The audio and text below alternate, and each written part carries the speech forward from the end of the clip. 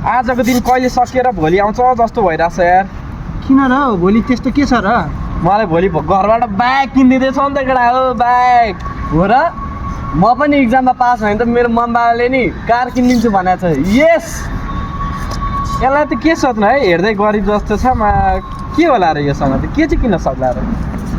किन्न त म हेलिकप्टर नै किन्न सक्छु नि, पैसाको कुरा होइन के, आफन्त र छिमेकीको कुरा हो, रिसाउँला भनेर। अब हेर हेलिकप्टर मैले किनेर आफन्तको छिमेकीको घरमाथिबाट उडाएर लग्यो भने आफन्तहरूले भन्लान् मलाई मेरै घरमाथिबाट हेलिकप्टर उडाएर लग्यो, त्यो पनि एकचोटि पसेन भनेर रिसाउँला। अनि हेलिकप्टर भन्ने चिज जताततै त्यसै पार्क गर्न पाइँदैन। हेर त्यसैले हो नि अहिले एउटा साइकल किनेको छु, त्यही साइकललाई म टिङ टिङ टिङ गरिदिन्छु।